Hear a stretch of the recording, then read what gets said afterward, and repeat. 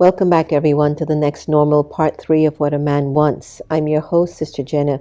I've been sitting here having a conversation with Kestel Callender from Canada, and he's done it all from bodybuilding to contracting to dancing to speaking, lecturing, to even to meditation. And he has a mindset that a man has the ability to be very soft and gentle, and he can still be a very powerful person. He doesn't have to define himself by being very harsh and rough and aggressive to prove that he's a man. We can see he's a man. He's in a male body. It's very obvious. But what is it that sometimes challenges a man to be sensitive, to be a little bit more caring about the well-being of maybe his wife or his daughter or woman, period? Because what has always fascinated me is that every girl child out there eventually becomes a mother or your grandmother. And so how she's treated sends a message for many, many generations to come. And so Kesla and I are sitting here having a heart-to-heart conversation to find out really what it is that men actually want. Now, I'm going to put a disclaimer. This is not the next normal that's giving these ideas, so please use your discretion. But I think it's really important for us to just hear a side of the story, and maybe it might help someone out there. Today I want to talk about what should we do with our young men today, but also we want to talk about abstinence and celibacy, and how does it help a man to actually build a healthier relationship. Kessel, thank you for continuing this conversation with me, which I think is really important. We had left off the whole area of, again, it goes back to the suppression, the anger, the lack of feelings, why sometimes a man can violate a woman or not be very gentle with her. He could become violent. And you mentioned, again, it's the suppression, sister. When they're not given permission to allow themselves to feel, then they go to violence, or they will do something that doesn't create feelings for him or for others at another level. So the whole concept, right before we came on air, you had mentioned about celibacy. You've been celibate for a number of years. And I think when a woman looks at you, they're like, oh my God, he's like the perfect pick. He's like this, tall, bodybuilding and all that. And then those poor women realize, ain't nothing going on here, But if you want to evolve your mind, call me. That's very rare for a woman. And I don't even know if many women even know how to receive that, Well, it's interesting because... Why did you become celibate? That's a good question. Actually, what it was, when I came into spirituality, and I found out that one of the ways to regain control over yourself was actually to do that. Because I was promiscuous, when I was younger, and like I said, I had different relationships, and it controlled me. I was under control of lust, big time, and I didn't know how to stop, the desire for it. It wasn't even a need. I think, humanity thinks, oh, I have to have it. I beg to differ. That's just me. Because in a relationship, what I found out actually is that I had a better relationship when I was able to put that aside. Explain. What do you mean? Meaning, the communication was a little easier. Still had to learn about the communication, but that didn't get in the way of the relationship and creating some kind of a friendship. And it's difficult, especially when you're every day in the same space with a person. It's easy to lose that control and fall right back into your regular method, or what's the word I want to put it, your habits Yeah. in terms it becomes habitual, and you've got to really work hard, like really work hard on maintaining that level of self-discipline, because it is a huge self-discipline. But isn't that against nature? I mean, the dogs during the summer, they naturally procreate. The fish pond during a particular time in spring. It's a natural thing, and I've been celibate too, and I'm very happy. But I'm just asking you in terms of, isn't it like normal to at least have a relationship?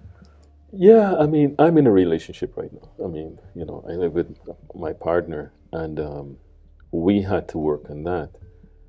But what ends up happening is that there's a lot of anger that comes out around In lust, lust, yeah. the violation of human beings. Like we were saying before, someone thinking they have the right to take something from a woman or force her into something like that. And for me, I always said, if, this thing of the male, I mean, I'm kind of Male jumping a little bit, but the male dominant. energy, And a lot of men think they're the most powerful things. Men are the most powerful men, the strongest. And I always say to men, okay, you just have muscles in your arms and your legs, and you think that's power? Try to have a child. Try to go through the emotion that women have to deal with. Try to go through a monthly cycle. Try to have the love, the surrender, the patience. the sacrifice, the tolerance that a woman has. If you can do that, I'll call you powerful. Yeah. But if somebody asks me, I think you would ask me earlier, if women are more powerful than men are more powerful. Okay, men have a certain amount of power in terms of physical power. But in terms of spiritual and emotional power, I'm sorry. Men Women are rank high on that. way high. Yeah, I think so. I Way think, high. and I think it brings me back to what I said in our last show, that maybe it's just the way it's supposed to be. Maybe souls in male bodies have to be like that, and women in female bodies have to be like that, even though the tables are turning a lot. A lot. I mean, I'm seeing a very big change. And it's not just about the gender of the body. It's more the mentality of the soul in that body. Mm-hmm. And I feel that as we learn more about the mindset of the male gender, maybe it can help us to navigate better relationships, especially if you're in a marriage. I spoke to a police officer many years ago, and I have the fortune of people trusting to talk to me openly. And one of the things he told me that has stayed with me for a long time, why is it that a man, when he's having an intimate relationship with a woman, gets soft? It's because through the intimacy with a woman, he finally feels his sensitivity. Mm-hmm. Is that true? It is true, and I'll tell you why, because this is a really good question. Now, I'll just kind of jump back to this thing of celibacy, because, like I said, what it does, it gives you a break, celibacy. And it gives you a time to go back and reevaluate yourself as a being. Because you're not being forced by that energy. And it's a powerful energy. I mean, in today's world, it's the most powerful energy today that motivates humanity. And I think when you separate yourself from that energy, it gives you time to reflect, like really go into yourself, really understand your part, really understand, do you still want to be a violent being? You want to be a peaceful being? I mean, it gives you time to become introverted, go into solitude, and get to know yourself. I mean, that's the beauty of being celibate. It gives you a break. So even if you go back into a relationship after that, you go back with a deeper understanding of yourself. That's lovely. And I think that's the beauty of it. And when you go into yourself like that, it really makes you understand the relationship of someone in the opposite sex or similar sex. It doesn't really matter. Once you come into awareness of yourself and take time for a break. Because one of the problems with relationships, people go from relationship to relationship to relationship. They end up having the same person over and over again. And they wonder, well, why is the same person arriving in my life? Did you reevaluate yourself? Yeah. If you do what you've always done, you get what you've you've always gotten. So until you do a reevaluation and change the energy, like we say, move from a higher level, a higher frequency, from a level 5 to a level 10, Sure. only then you will come in contact with somebody who's a level 10. I love that. I love that. There's that law of attraction. So it's like the celibacy gives you an opportunity to pause, for you to remember your peace, that you can move into another relationship with, versus if you're just running from relationship to relationship without that pause, you bring peacelessness of what you left in the other relationship into the other The one. baggage, you just bring the baggage Yeah, along. and There's then no everybody time gets used to that game more often. And you don't get to release the baggage and at least Yeah. start fresh. So what about our young boys? Let's say everyone under 15. How do we train them to be balanced young men? And what's my definition of a balanced young man? He's comfortable washing the dishes, doing laundry. He's comfortable just cuddling with his wife without a need for anything more. He's comfortable with his wife going out for girls' night, and he's comfortable going away and not needing much. He's comfortable with sitting in silence. He's comfortable with looking at his wife across the room and seeing that she's tired, that he'll just get up from the couch and just say, "Let me help, honey, you go lie down." That he's comfortable with himself. And as a result, he's able to sense the needs of his mother, his sister, his wife, his brother, his father. Because he's seeing it with his eyes. Oh, Dad looks tired today. I should help him. That's a comfortable young man. That's a young man that's kind of understanding. He's so much more than a man. He's a soul governed by God's powers. What would you tell the young men of today? But I was saying that you mentioned something before, and one of the things for me that I had to learn was, with my partner and my daughter. I never wanted to have a daughter in my life because I thought it was a serious responsibility trying to protect a young lady. Well, that thought disappeared over the years because I realized, of course, she's good enough to take care of herself. But I was more, because of all these different situations and the violence to women and stuff, that was my biggest concern. Of course. My biggest concern. So what do we tell young men now? How do we get them groomed for the future? Well, one of the things I had to learn within spirituality, as within living with two women, was they taught me how to be a lot more compassionate. It was a really interesting lesson I had to learn. Because, I still had some male tendencies. My voice would raise and I would hear, "Why are you speaking to me like that?" I'd have to be, "Okay." And I had to literally learn, because my voice is a big voice. I mean, it booms sometimes. And I don't mean to do that, but it just comes out that way. And then I had to learn to pull back, come back and analyze the situation myself, or just go into silence. Yeah. And I had to learn to do that. But in terms of young men, it comes from parenting. That's one of the things. But what if the parents didn't know what's being offered now? That the father will try to make him very dominant, or the mother is going to goad over him. And so this generation is so different. I have been noticing that they're a lot more evolved than my father and my parents. But what would you tell them? What would you tell a young man of today that would make him wholesome and rounded? I mean, for example, I'll talk to the young guys about the importance of respecting girls, because girls become your mothers. They become daughters. They become grandmothers.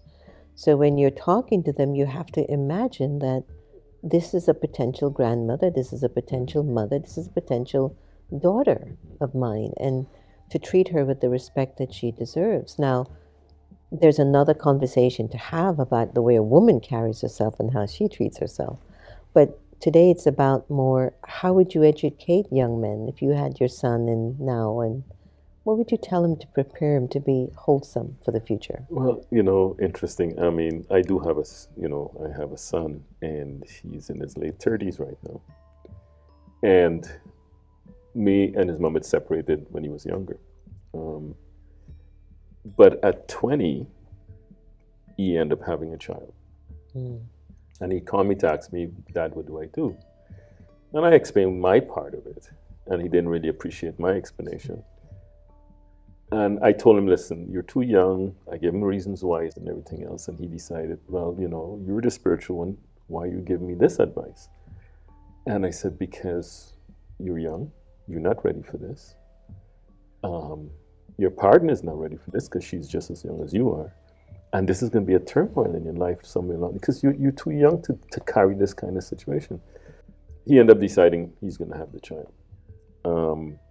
A year later, he became a single dad at 21 years old of a young girl. She left him. She walked away. So now he's in this situation. What do you do? Give the child up for adoption. She left him. He decided he's going to raise her on his own. She's 18 today. And did he go through hell and back? Sure. You better believe it. But today I'm so proud of him for what he stood up for. I'm sure. Sometimes I don't think he realized what he's done. It's not the norm for any male at that age. I don't know how many males I know who took that stand to raise a child on your own at 21 and a little girl child. And to me, that's a huge example to young men. What I would say to men, again, just as you were saying, young boys, start to respect yourself. Take value of yourself. And I think that's one of the things people don't, or even young men don't value themselves. Because society says this is what it has to be, this is what you should be, this is what you... And it's up to you to decide, do I want to really buy into this? Or do I want to be who I really am in terms of... Because most young men aren't violent to begin with, as a child. I mean, you look at children. This is taught by society. They come out, certain young people might have a certain tendency, but the majority, they want to live in harmony. They want to be a pretty nice, a good young man. They want to, listen to their parents. They do. But society today doesn't support a lot of that. Yeah. And this is where I think when you're saying about young people today have a different, because even my daughter tells me that, she said, Dad, young people today are more aware of everything than before. I agree. And so I think if you can guide them into the value of self to begin with, love yourself. Start to really understand what love means to me. Respect yourself in terms of that. Would I want to be violated that way? Simple question. Do I want to, if I was to do that to someone, would I be comfortable with them doing it to me or someone else? Look at the world and see where you can make a change in the world today. Right. Because there's so much things to change in the world today. And I think it's just basic nurturing for self. But this is where the parents comes in, because when the child says something to you that they're feeling or going through, take time to listen. As a parent, take time to understand, even if you don't understand it. Like me, for instance, in Canada right now, we have a lot of immigrants. And you have a lot of children who've been born in Canada, especially in the Indian community too. And you see this division between the children and the parents now, so huge. Because they're born in North America. They're not in India anymore. The values have changed because they're growing up with kids in North America. They may still have Indian values in that sense, but you have to understand their part now. How do you get, or else you have this separation that happens. Yeah. One of the things I say to a lot of young fathers, especially when it comes to their daughters, allow your daughter to speak to you and have a relation about anything in the universe that they need to speak to. Absolutely. Do not treat her as something separate from your son. Give the same respect to her, value her just as much as you value your son, and at least allow her to be. Let her grow, let her expand, let her, don't suppress the soul, don't suppress her growth. Again, a lot of the older fathers, they do the same thing with the male. The male is this, the male is that. And the female is this and female is that. And they do separate the love. They have love, but the communication is different between the male and the female relationship with the father. Yeah. And I'm speaking mostly for the father because mothers are mothers. Right. But the fathers, yeah, and because they're limited in their own emotional, understanding, it's something that they're not comfortable with, but you have to become uncomfortable to become comfortable. Because the growth is happening if you allow it to happen. If you suppress the growth, well, then you're going to end up in a situation where your child is going to definitely separate from you at some point. So the most I can say to young men is live your truth. Whatever that looks like to you, you can get opposition. You might be bullied. And it takes time to find your to truth. find your truth. Yeah, it definitely takes time. You And know, and I you have to feel like explore that. I think you hit it on the nail how even though you told your son, look, your future's going to be ruined if you keep this child or stay in this marriage, but he must have went into his heart Yeah, he like, did. I can't leave this. I can't leave this child that I've created. And a year later, the woman decides, I don't want a child. And she moves on. Steps away. You know, she moves on to try to find herself because she was so young. So young. And with young men of today, your daughter's right.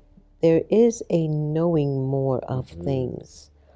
I don't know how it works with the social media, but they're definitely beginning to kind of figure things out a little bit more. A little bit A more, little bit yes. more. Yeah. So as we move forward into our time together, and we've covered a lot of different aspects, I want to turn us now to meditation and spirituality, whereby people tend to use physical means for comfort, whether it's food, whether it's intimacy with another person, whether it's dancing or becoming a workaholic. They perform these actions to feel a little better or to distract themselves from themselves. You started meditation over 30 years ago. Explain to me the kind of meditation that you're doing and how you meditate. Well, to begin with, in Raj Yoga meditation, you have to, we do course, because you're changing perspective, you're changing understanding. Again, if you keep doing the same thing as you always do, you always get the same results. So to change the result, you need to do something different. And like I was saying before, I knew violence wasn't going to change anything in terms of the world itself. I remember one day I was sitting down, and I'm not going to go into this any deeper, and I was thinking, if I die today, is this the end of my life? Really, it really boggled me. And I was thinking, so if I'm a child and I die in a month or two, that's the end of my life? And I was realizing, this makes no sense. Because you mean, that's it, I'm done, like, there's no more me? And so I couldn't accept that as being a norm for me. And so it came into, when it came to Raj Yoga, many things of these things made sense because the course really kind of supported the thoughts that I had. And so when I came in and then realizing, because my thing, the reason why I was even in the movement of, the equal rights movement, was to change the world. Because when I was younger, I couldn't understand how humanity could be so violent to humanity. Yeah. It did, honestly, it boggled my mind for years. How can we be so violent? How can we hate someone because of the way they look? I still grapple with that even till today. It didn't make sense to me. Yeah. And so I remember one time I had this major experience about changing the world. I just come home from a demonstration and I was sitting in front of, I had an interview in the radio about the demonstration, and then I was looking at TV and Man in the Mirror came on, Michael Jackson's music. And it's about war and the battles and the bombs. And I remember I sat there and I started to cry. The tears I was just crying, and I'm thinking, this has got to change. Yeah. Like, this has got to change. And I remember saying to God, I didn't know God in that days the way I do today. And I said to him, I don't care but I'm going to change this world. If I got to die in the process of changing it, I'm changing it. And then I came into Raj Yoga. About a month or two later, I came in contact with Raj Yoga. And then I found out in Raj Yoga, you actually have to die. Because if you want to change the world, you got to change yourself. And so you have to shift everything that you understand and reset what you knew as being right and true. And that's what started my journey, because it felt right. I knew what I was learning at the time made some sense, because you cannot, we can look at presidents and the priests and the Pope to change the world, but I'm part of the world. You might be the one the world is waiting for. To change. Yeah. And so when the slogan that we have, when I change, the world changes, and I realize it's not just the physical world, the larger world, but was my world. Right. It shifts. When I shift, it shifts. When I change, it changes. And so the practice I started in terms of meditation, many things happened over 30 years. Sure. Many things happened. But one of the things was about me becoming a better being. Beautiful. Beautiful. Really a better being. And, you know, the practice that we do, of course, is we do open mind meditation, which is what it is. And there's a lot of, you know, introversion, taking time for self, setting time for you, reevaluating yourself a lot. We have this thing called checking and changing. So you check your personalities every hour in the hour, you know, or minute or the minute, and you try to, you know, to understand it and transform it. Yeah, it's very good. Yeah, and I use the word transform because change could be temporary. Yeah. If I shift today, then tomorrow I can reverse back. But the minute I transform, there is no turning back. Yeah, the whole form changes. The form changes. Everything changes. You can't reconstruct it back again. Yeah. You know, as opposed to just changing momentarily. So what do you like the most about Raj Yoga? Me. And in the teachings of Raj Yoga meditation, there's a very strong connection to God. And I know we're coming to a close of our show today, and I want to end it on that note. You know, who is God and what is God? Well, when I say me, I came to understand who I was differently than I knew me before. Sure, I knew what you meant. Yeah. Well, just for the audience who didn't understand. And that me only came about because of my relationship with God. Or that me would never have existed. And when I told you I promised God that time to change the world, I didn't know, I believe in God, you know, in terms I did believe, but I didn't know God. You know, I knew what the church was telling me, I knew what different people were saying, but I didn't create a personal relationship with God myself because I didn't know who God really was. Now, Raj Yoga explains it in a certain way and how you can create that relationship with God on a personal level, like very personal. It's personal, it's yours, intimate. It's intimate, it's direct. It's deep. It's pure. Yeah. And there's a cleanliness there that I never knew existed. Somehow it doesn't make you cling to people. It liberates you from people. Completely. Because, again, it's about you, yourself, understanding you. And if you understand you can be liberated from anybody. Because you don't need a codependency. You don't have an attachment. You don't have... Because, you know, once you know you can be with anybody. Yeah. And don't have the attachment, don't have the worry, the concern, am I going to get hurt? You know, all the stuff that comes with it. Right. It really liberates you from pain. I love that. Kessel Calendar, thank you so much for joining us on Next Normal. Thank you. To be continued. To be continued. All right, everyone. I'm sure you've taken a lot of nuggets in today's show. Really, these series have been really remarkable for me to understand the mindset. But I think what I'm walking away from is that suppression of energy, which really locks off your feelings. And when your feelings are locked off, you don't feel other people.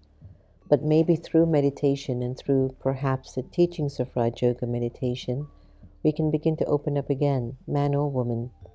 We all have to make effort in ourselves, no doubt. And perhaps this show has opened up and maybe challenged you. I hope so. But do know that these are just ideas being shared from Kessel and what Kessel has lived and experienced. So we ask you to be very respectful and honorable to his personal experience and also to our show. This is not about male or females. It was really a show about trying to understand what is in the mindset of our brothers, of our men, and what is it that we can do to be of more support, but also to be supported. The more knowledge we have of each other, the better we can get along with each other. And that's why the fundamental introduction that we are these living lights, the soul, the being of powerful reality, it can change everything. And I love that teachings of Raj Yoga meditation. Thank you all so much for joining us. We wish you very, very well. And to reduce your attachment, remember, keep practicing to love everyone the same. I'll see you again soon. Thank you so much. Have you been feeling overwhelmed, stressed, out of balance lately? Do you crave for a pocket of peace and tranquility in your busy life, but you struggle to find the time or space? then we have the perfect solution for you. Meditation on Wheels. It's an RV sanctuary traveling in the metropolitan Washington D.C. area, offering transformative meditation experiences. It's a movable oasis of calm at your doorstep. Book us today to come to your business, school, government space, or event. Why? We bring the calm to you. meditationonwheels.com.